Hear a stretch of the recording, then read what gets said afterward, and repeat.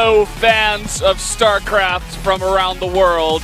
You're joining us here at the Nexon Arena for some fantastic StarCraft in Korea. We're here at the SSL. My name is Valdez, aka Spicy Salmon, with Wolf. How's it going? Pretty good. I haven't got to cast you in a little while. You and I were both doing other games over there in Katowice, and now we're reunited back here in Korea at the StarLeague where we belong together. Not sure how I feel about your new nickname, Spicy Salmon, just yet. I don't know if I've fully grown into it yet, but it was given to me by the gods of Twitch chat, so I don't know if I'll ever be able to get away from it. We'll see. We'll see how it goes. I'm just riding the wave for now. Sure. It seems like one of those, like a sushi you would get at an American sushi restaurant. It's like not real sushi. Yeah. It's like a California roll or something like that, but there's a spicy salmon roll California at some point. Roll, yeah. It just seems like that. That's the vibe I get from it. But if you guys are tuning into StarLeague a bit late and you're not sure how this tournament is run, you guys can basically see a rundown of it here. It was initially actually going to be a single elimination tournament, but midway through the tournament, we decided to give some players an extra chance. So we have double elimination. Today we have two best of fives, our two losers matches here.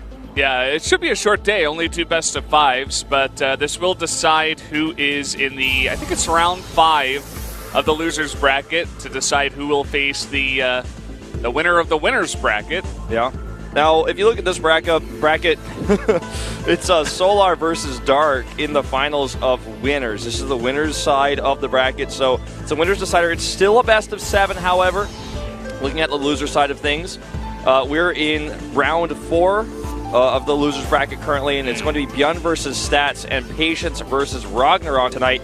But if you lose here in this bracket, you're out of the tournament. So their tournament life is on the line. This court doesn't want to go behind me, Valdez. It's back there now. I just leave it here. I welcome it into my life. It's just going to stick with me for the rest of the broadcast. But the winner of those two matches tonight will face against each other, and then they'll face the loser of the winners bracket. So because I said that wrong earlier, just wanted to clarify that. Yeah, that makes sense.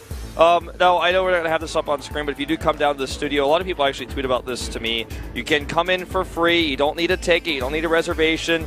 Like, if you really want to have the best seat possible, if you come about 30 minutes before, that'll probably be good. If you come an hour before, there's already a line there and stuff. You're going to have to wait in it. But it's not like waiting in that line actually gives you any benefit, because usually, I mean, we have so much room in here that you'll probably have space. So let's talk about these players a little bit here. ByuN, our Terran, the online Bonjour, winning every online tournament in the beta and in the early part of release, has fallen off a little bit, but this seems to be his tournament. He beat Alive 3-0, and Alive's TVT right now is pretty sick. Yeah, it seems like maybe his TVZ isn't quite good. You know, he did lose to Ragnarok. Ragnarok was doing quite well, but since then, he 2-0'd Hurricane and 3-0'd Alive. So he is on a massive roll. And he is going to be facing off against Stats, a guy who has quite fantastic PvP, not the best PvZ from these win ratios here, but hasn't played against too many Terrans. He lost to Keen in Pro League in his last PvT, so that's something to keep in mind. Now, Keen, one of my buddies from the old Wings of Liberty days, the old GSTL days, but I got to say, in recent times, especially in Heart of the Swarm, Keen's results have been pretty poor. So, you know, that may say something. I know it's only a best of 1, but Stats, let's see how well he does here. He's never made it past a round of 4 in a tournament before. Yeah, and he is here at the losers round 4, so somewhat similar there. I think it's going to be a pretty close match. I would give the slight edge to ByuN, just looking at some of that, but I think it's definitely going to be close. We're going to look at this interview here, guys. We'll get that translated for you in just a bit. 안녕하세요. 네, 매번 자신감 없는 모습을 보여줬는데 오늘은 어때요? 네, 오늘도 역시 자신감 없어요. 자신감 없는 원인이 뭐라고 생각하세요? 뭐 일단 경기력이 이제 마음에 들지 않고 뭐 예전부터 항상 자신감이 없었기 때문에 오늘도 똑같이 자신감이 없어요. 네, 최후의 테란이에요, 이번 시즌. 어깨가 무거울 것 같은데 어때요? 아니, 전 근데 저한테 별로 기대하는 사람이 없다고 생각하기 때문에 별로 무겁지는 않고 그래도 자신이 없어요. 최후의 테란이라고 모두가 주목하고 응원해주고 계시잖아요. 네, 그렇긴 한데 최후의 테란이라고 해도 올라온 테란이 3명밖에 없었으니까 뭐 거기서 최후의 테란이라고 해도 제일 잘하는 것도 아니고 그냥 제가 운이 좋았다고 생각해요. 네, 자신감을 가지실 필요가 있을 것 같고요. 프로토스전 난이도가 세 종족 중 몇 번째라고 생각하세요? 아니, 다 똑같아요. 제가 뭐 제일 잘하는 종족점도 없고 그냥 다 똑같은 것 같아요. 연습은 많이 했어요? 아니요, 연습 상대가 없어가지고 별로 하지는 못하고 좀 생각을 많이 했어요. 어떤 식으로? 아, 이건 말하면 안 돼요. 제 노하우이기 때문에. 네, 그러면 이번 상대 김대엽 선수한테 한마디 할게요. 아, 네, 저 별로 못하니까 좀 살살 해주셨으면 좋겠습니다. 네, 감사합니다. 감사합니다. 안녕하세요, 김대엽 선수. 네, 안녕하세요. 오늘 컨디션은 어때요? 저희 팀이 어제까지 휴가였어가지고 충분히 푹 쉬면서 연습을 해서 오늘 컨디션은 좋은 것 같아요. 연습 때 테란전 승률 어땠어요? 사실 좀 이기고 지고 했는데 그래도 저그전 준비했을 때보다는 네, 훨씬 편하고 좀 승률 좋게 준비했던 것 같아요. 같은 팀에 전태환 선수 있는데 변현우 선수랑 비교했을 때 누가 더 잘하는 것 같아요? 일단은 변현우 선수의 이런 플레이 스타일을 아직까지 제가 직접 경험해보지 못해가지고 잘 모르겠고요. 오늘 경험해봐야 네, 어떤지 알 수 있을 것 같아요. 오늘 예상 스코어랑 그 이유를 말해주세요. 저는 3대 0으로 이기고 싶고 저도 0대 3으로 질 것 같은 이런 느낌인데 그래서 첫 번째 경기를 이기는 게 굉장히 중요할 것 같아요. 변현우 선수에게 한마디.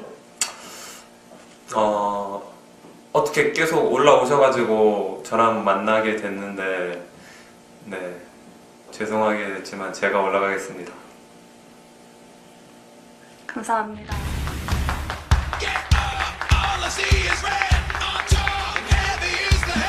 So, Wolf, we just had our two interviews there. The general feeling from the two players is that ByuN has zero confidence at all. He's like, no, I just don't have confidence. He said it like 3 times, and he's like, I don't have anyone to practice with, so I just thought about the matchup.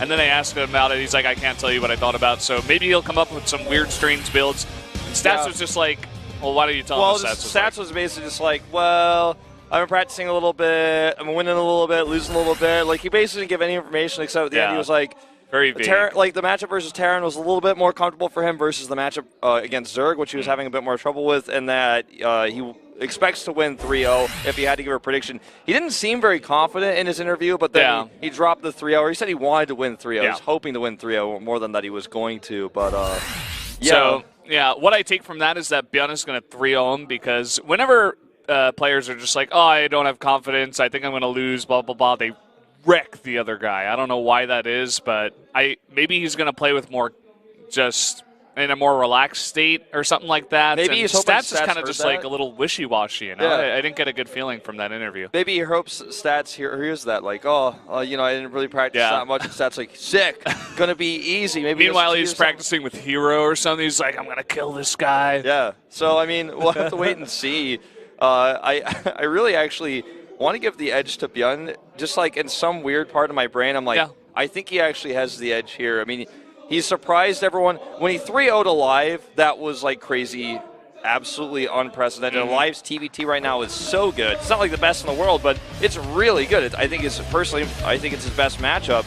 Yeah, and to beat Alive that way is pretty impressive. Even if he's not best in the world, he's definitely top 5, I'd say, at this point, at least. I mean, he played a really fantastic game against TY, who's also fantastic in TVT. But then again, that is a different matchup. I'm really curious to see what we are going to see out of ByuN here in the TVP matchup. We saw him play against Hurricane before in the best of 3, and he did 2-0 him, so definitely has the ability, I'd say. Yeah. First map is going to be Orbital Shipyard, by the way, guys, one of our 2-player maps. Get out there and spread the word about StarLeague. It's on both platforms, Ding It and YouTube, so get those links out there, get people in here, because ByuN, a huge fan favorite of the foreign fans especially, is playing tonight, and one of these 2 players, Stats, a player who's been playing since Brood War, a legend in Pro League, is now going up against ByuN. We're starting our very first game here on Orbital Shipyard.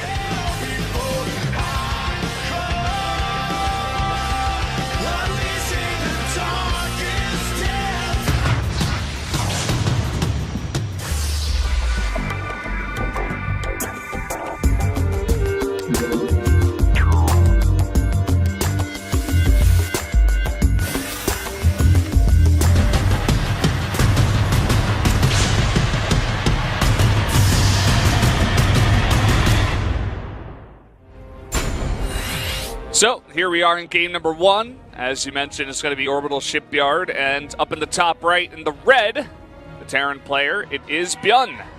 ByuN. ByuN. ByuN. We just say his voice deeper and deeper. I'm not even attempting to read this. Down in the bottom left in blue, the Protoss player representing KT Rolster. It is Stats. Stats. What a cool little fan poster there. I believe that's what that was anyways. Yeah. I think it said there's an answer in your heart. They're Something really, like that, They're really yeah. trying to reach out to get him past that round of 4.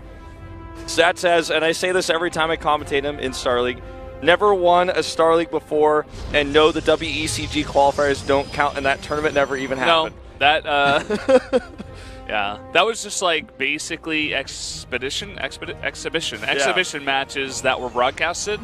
It's like, hey, let's broadcast some practice. So you guys prepared for this. This is interesting. But, yeah, basically didn't happen. And, yeah, starting out on Orbital Shipyard, going to be a pretty nice Protoss map here to start the day. ByuN did have it as his second map, I think, second map choice. So definitely not scared of this map. And he said he was going to have a lot prepared in terms of builds he was thinking about. So would expect him to throw out something pretty interesting here in game number 1. Yeah, I would expect so as well. You know, he said he didn't want to talk about what he was thinking about. His interview earlier seemed a bit sneaky. Yeah. You know what I mean? He had like a little smirk on his face. He's like, oh, just no confidence. I don't know. Yeah, I got the feeling like he definitely has something up his sleeve here, and he's shown us actually quite a few unique all-ins throughout this entire tournament, even from the beginning, doing strange marine pushes in TVZ. This Reaper Scout will come in here and see that nothing is out of the ordinary. He's going to send those probes flying in 4 different directions. Yeah, they're going to delay that gas ever so slightly. And back at home, he is making a very, very fast third CC in his main. So this is some of that sneakiness that we were talking about, already starting to get a big advantage, or trying to get a big advantage by getting that third CC out here. He's going to add a second Rax for safety. Yeah, I'm worried about what Stats may have up his sleeve here, though, with the fast Twilight Council coming with his Robo. He may just try to get Resonating Glaives with the Warp Prism and do a big attack, and that would mean, of course, ByuN with that risky third CC is going to be a little bit vulnerable. You know, he's almost taken a page from his old teammate Marine King's book here with this early CC, and Marine King loved to do stuff like this. Marine King was the best player at the world at doing this and holding all-ins, and we'll see what he's going to do. Oh, wow, I did not expect this. Yeah, this is like the Zest build. We saw Zest do this a lot on this map earlier against Terrans. You get a DT out, you pressure with the DT in the Warp Prism, you add a bunch of gates, you can drop at depths as well, but at the same time you're getting a third base. Gives you a lot of space on the map, a lot of map control, keeps the Terran in his base. But if ByuN can identify this and defend it, he's going to be in a pretty nice spot, but he has to do that first. Look at this greed on both sides. I mean, yes, ByuN is being greedy, so Stats is safe, but he's got one adept with this massive rush to tech. With the Warp Prism now heading out, it will line up, actually, with that Dark Shrine very well. But look at this safety turret coming up here for ByuN. He knows the possibility of this. He's prepared very well.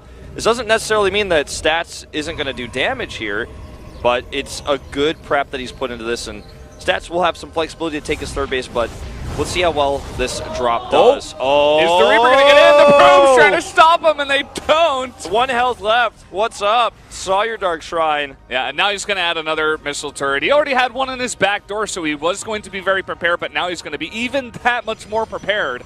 And you can see Stats immediately throws down a third Nexus here in hopes of catching up, even though it did get scouted. He's going to try to send 1 DT at the front and 2 in the back. Just having turrets isn't alone enough. You will have to split your Marines and defend with them, so he's going to bring the attention up here. There's very few Marines back here, actually. If the DTs just attack the Marines, they could probably could have killed them there. Yeah, only about 4 Marines there, but he's just trying to find an angle here where there's no turret to get damage done. Run SCV! Wow, SCV actually survived. So I learned something about worker movement speed today. Yeah. Okay, there's the first DT. It does expend a scan. Yeah. Don't forget that Stats back at home, like you mentioned, it gets a lot of safety from this. You can have that third base with no problem. Yeah, there is that one angle that Stats may try to drop in the DT. Oh no, he's trying to go in the back door. We aren't really seeing this at the moment, but this is the angle I'm talking about. He's going to force another scan here possibly if he gets to work on this reactor because, oh wow, he forces a scan and he lifts it. Really nice play there by Stats. Very, very greedy play, but it does start to add up. I think, personally, something that not everyone likes to talk about is that DT drops sometimes can be more valuable if they kill a lot of units rather than workers in this matchup because of the way mules work. Do people not like to talk about that? People don't like to talk about that, man. They're like, is that like a family secret or something? Well, like, we don't talk about our alcoholic uncle. You don't like to talk about people don't like to talk about it, man. They're like, nah, man, it's all about the workers. Let's not touch those Marines. Ooh, because things like this happen. That's why we don't talk about it, Valdez. Yeah. You try to harass them. You try to harass a Marine or two, and then this happens. Try to talk about it, you get slapped in the face by your aunt. That's what happens.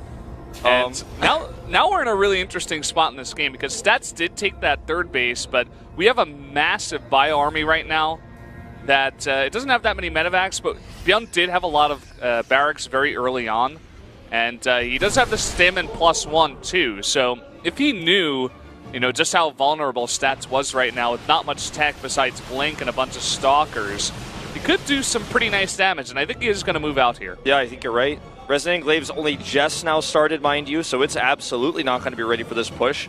And that's why, he has basically chosen to go for a Stalker-heavy army, but there's so many Marauders in this mix. ByuN had so much extra money from all the mules he was dropping. Normally when you see a push come across a map like this, it's got like 3 or 4 Marauders in it. This one has like 9 or so in there. I couldn't count them that quickly, but there's a lot of them in this army. Okay, he's just going to blink forward. He Oh, no. forward. Oh, boy. And a stim forward, and all these units are going to get decimated here. All ByuN has to do is micro forward and kill these units, and that's about it. Oh, look at this. He's just going to stim up here. He doesn't care at all. And this is just, Blink Stalkers don't counter this comp. He's got too many Marauders. Only 2 medevacs, and that's plenty enough here. Even warping in to try to defend, it's going to be useless. One Immortal comes down the ramp, and this is going to be a dead third base, Valdez. Yeah, very late overcharge as well on that one pylon. Overcharge on this other pylon on the top of the ramp is not going to be enough. ByuN is getting so much damage done here. 10 probes have gone down. He does miss that Immortal, but there he does grab it. He's just killing so many units, so many workers as well at the third base, and all back at home, he's totally safe to macro up. Yeah, he's making more medevacs. He saves 2 of these, just sends them home, and I think the choice to actually attack the workers there is not even a bad one instead of the Nexus. It allowed him to also harass the units that were coming down. He wasn't committing his DPS to one or another. We do see one DT does come over here to the third base, but he's going to send a few units over and stim and may take it out, not quite. But yeah, this is just simply Stats, I guess, trying to blink to cross the map faster without vision. That was just a mistake there. We saw Stats using a lot of Blink Stalkers in PvP on this map. Loves to abuse the 2 giant lanes and the massive amount of space in the middle of the map, but you can see he's just not going to have enough here against the follow-up. Now Widow Mines are added in here. Combat Shields is done. +1 armor is finishing up. There's just nothing here for Stats. Safety scan going down as well just to make sure no DDs can come over here and surprise him. A few High Templar are going to try to feed back these medevacs, but this is a feeble attempt of Stats to defend, and ByuN will take a convincing game 1. After this greedy play by both players, he ends up ahead with a better army. GG. There you go, ByuN taking game number 1. Seems like our feelings about ByuN's situation right now are correct. He's looking quite good. Oh man, he always got the shaky hands though. When ByuN says he's nervous and he's unconfident, I feel like sometimes he's tricking us a little bit, sometimes he's teasing us, but there's no doubt that after ByuN wins, he feels the tension. You can see it in him. You see him in his interviews. Sometimes his interviews, he doesn't even answer questions. He's too nervous to speak. He's quite an interesting player and one of my favorite StarCraft players of all time because he's never given up. He's been around since the beginning of StarCraft 2, like since its birth. He's been playing since the beta of Wings of Liberty, and he's here now in Legacy of the Void, the final expansion. Rumor has it he has health problems. He wasn't playing for a while. He didn't go to Home Story Cup. Everyone's wondering about it.